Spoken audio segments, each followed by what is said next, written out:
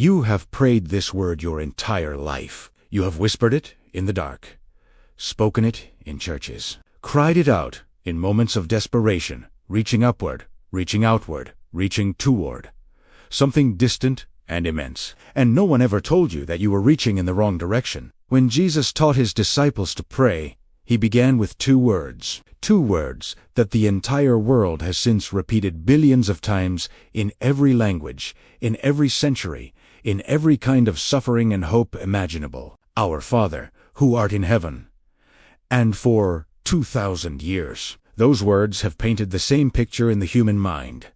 A figure above, a realm beyond, a God separated from you by an infinite and unbridgeable distance. But Jesus was not speaking those words in English. He was not speaking in Greek or Latin.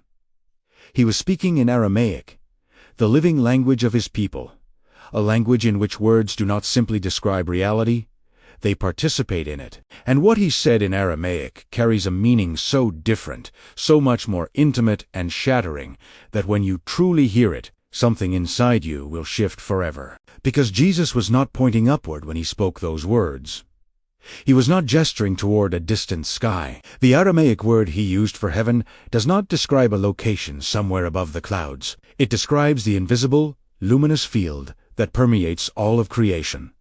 The field that is within you, around you, moving through every breath you take. And the Aramaic word he used for Father does not name a masculine authority seated on a throne. It names the generating source of all existence, the origin that is as close to you as your own heartbeat, as present as the air filling your lungs in this very moment. Jesus was telling his disciples, and through them every human being who would ever speak these words, that the source of all life does not live at a distance from you. It lives as you. It breathes through you. The kingdom, as he said elsewhere, is not coming from outside.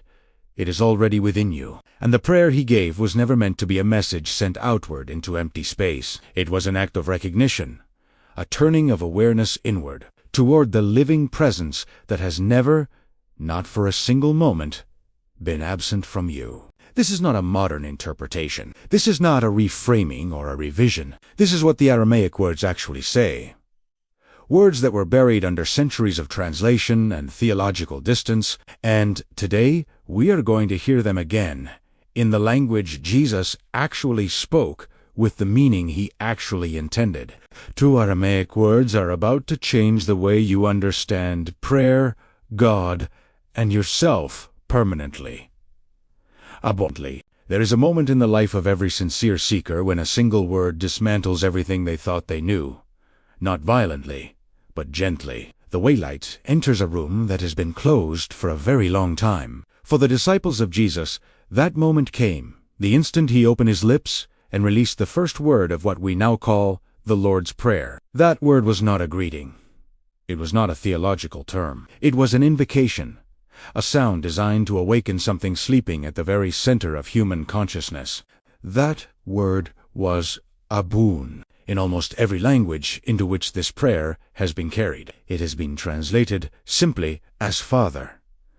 And while that translation preserves something of the relational warmth Jesus intended, it loses what is most essential, the cosmic dimension of what he was actually naming. The Aramaic root from which Abuan emerges carries the meaning of the one who generates, the one who breathes all things into existence, the primordial source from which every form of life continuously arises. It is not a title assigned to a distant being. It is the name of the living origin that pulses at the center of all that exists, including you. What makes ABWUN even more remarkable is its structure. The word does not carry a purely masculine energy, as most translations suggest. It holds within its sound the generating principle that precedes all duality, the force that is simultaneously the root and the fruit, the silence and the word, the invisible ground and the visible creation. When Jesus spoke of one, he was not addressing a gendered deity seated somewhere beyond the stars. He was invoking the totality of the creative source, the origin that is neither distant nor impersonal, but intimately present within every particle of existence. As the Gospel of John, chapter 14, verse 20 records Jesus saying, "On that day you will know that I am in my Father, and you in me, and I in you."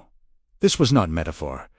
This was the lived reality that Abuan was designed to awaken the recognition that the source is not outside you, observing from above, but present within you as the very ground of your being. To speak Abuan with true awareness is to stop searching outward and begin recognizing what has always been, here, breathing, pulsing, and generating life from within. If a BWUN reveals the nature of the source, the word that Jesus placed immediately beside it opens a dimension of reality that most human beings have never been invited to perceive. This second word is Washimaya, rendered in almost every translation as in heaven.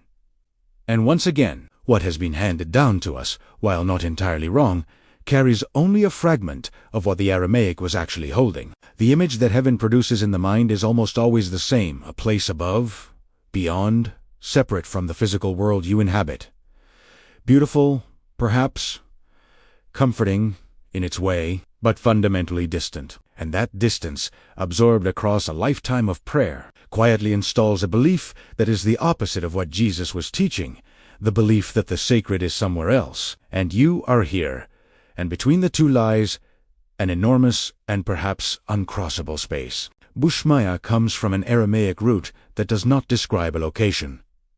It describes a condition, a quality of reality. The root shama points toward the vibrating, luminous field that underlies all visible existence. It is the invisible medium through which intention moves, through which thought becomes form, through which the unseen continuously gives rise to the seen. Ancient Aramaic understanding held the cosmos not as empty space containing objects, but as a living, intelligent field, responsive, dynamic, and everywhere present at once. When Jesus said Bushmaya, he was not pointing toward the sky. He was pointing toward the invisible ground of being that already permeates every breath you take, every thought you form, every moment of awareness you experience. It is not a destination you travel toward after death. It is the field you already live within, move within, and emerge from with every heartbeat. Placed together, Abuan di Bushmaya. These two words form something extraordinary. The generating source, present and active within the luminous field of all existence. Not above you, not beyond you, within you, around you, and moving as you. Jesus was not composing a religious formula. He was handing his disciples a key, one that, spoken with true understanding, unlocks the awareness that you have never, not for a single breath, been separated from the source of all life. Thank you for getting this far. If the awakening of consciousness is hitting you hard, it's a sign that you're ready to go deeper. The study guides are waiting for you in the pinned comments. The prayer that was never meant to be a request, and the best is yet to come in the next chapters. You'll discover what could change everything for you. For centuries, humanity has approached the words of Jesus as a script, a sequence to be a formula to be repeated.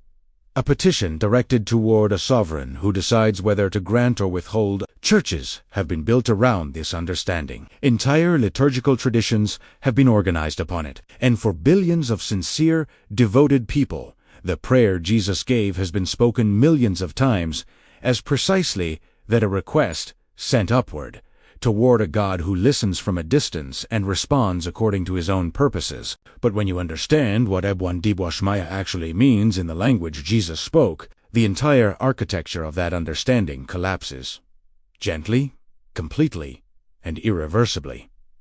Because a request implies separation, it implies that what you need is somewhere else, held by someone else, and that the correct posture is one of petition, of waiting, of hoping to be found worthy of a response, and that is precisely the gap that Jesus came to close. The prayer he gave was never designed to cross a distance. It was designed to dissolve one. When you speak ABWIUN with true awareness, recognizing the generating source as the very ground of your own being, there is no longer a sender and a receiver separated by empty space.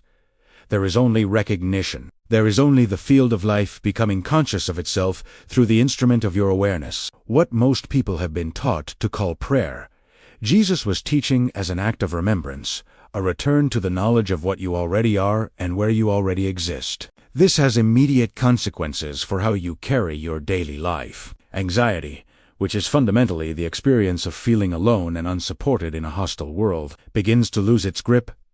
The moment you truly internalize What Bushamaya reveals, that you are already held within a living, intelligent field that has never been indifferent to your existence. Fear of lack dissolves when the source is not distant, but is the very principle generating your life from within. The prayer Jesus taught was not an emergency line to call when things go wrong. It was a daily recalibration of identity, a practice of remembering that you are not separate from the source, have never been separate from it, and cannot be. The field that responds to recognition, the transformation protocol, returning to the source within everything you have received in this teaching converges here, not as theology to be stored in the mind, but as a living practice to be embodied. Jesus did not give a bon de bois shemaya as a phrase to be intellectually admired. He gave it as a key to be used, and like any key, its power is not in knowing it exists, it is in turning it, deliberately, repeatedly, until the door it was made for swings fully open. The transformation Jesus was pointing toward begins with a single shift of attention, not a shift of belief, not a shift of behavior, not a reorganization of doctrine, a shift of attention. Before you speak any word of prayer, before you ask for anything, before you bring any need or desire to the source, pause. Become still enough to feel the breath moving through your body. That breath is not yours in the sense of possession. It is the source, ABWUN, generating your life from within, in this moment, as it has done in every moment since your first breath entered the world. When you feel that, even faintly, even imperfectly, speak the word AB, not as a religious title directed outward. Speak it as a recognition directed inward, toward the generating presence that is breathing you right now. Let the sound move through you the way Jesus intended it to move, as a vibration that awakens the part of you that already knows it has never been separated from the source of all life.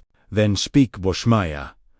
Let it expand your awareness outward, not upward, outward, into the luminous field that surrounds and permeates all things. Feel, if you can, that you are not an isolated point of consciousness floating in empty space. You are a living expression of an intelligent, responsive field that holds you completely, knows you completely, and has been oriented toward your flourishing since before you were formed. From this place, not from fear, not from luck, not from the desperate reaching of someone who believes the source is far away, bring whatever is in your heart, your anxiety about the future, your grief over what has been lost, your longing for healing, for direction, for restoration in a relationship that has fractured. Bring it not as a petition to a distant authority, but as an honest offering to the source that lives within you and already knows the weight of everything you carry. This is the practice Jesus was encoding. This is the transformation protocol hidden inside two Aramaic words spoken 2,000 years ago by a man who understood with absolute clarity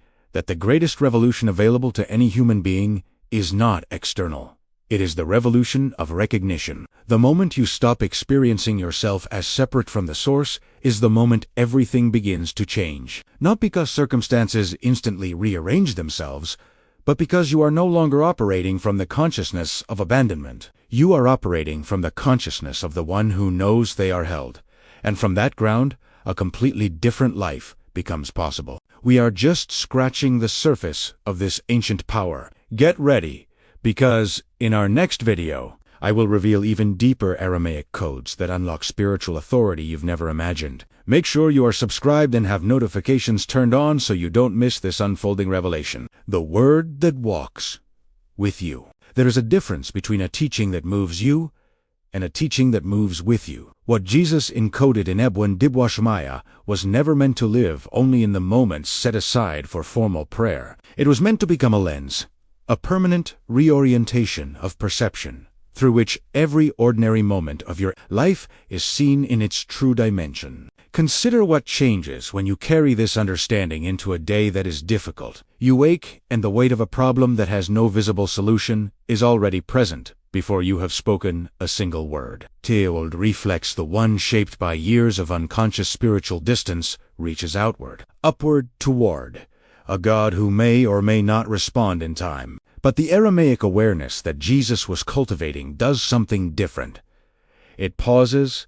It remembers that the source is not somewhere waiting to be reached. It is already here, already generating this breath, already present in this very moment of difficulty, as the intelligent ground beneath it. This is not a passive posture. Recognizing the source within does not mean withdrawing from action or surrendering responsibility for your life. It means that the action you take, the decisions you make, the words you speak into broken situations, all of it flows from a completely different origin point. Not from fear, not from the frantic energy of someone who believes they are alone, but from the settled, grounded authority of someone who knows they are connected to the source that generates all things and lacks nothing. Jesus demonstrated this throughout his life. Every healing, every word spoken into chaos, every moment of authority over circumstances that appeared immovable, it did not come from a man performing miracles for an audience. It came from a man who was so completely aligned with the BWUN Devushmaya, so thoroughly awake to the source within and the field around,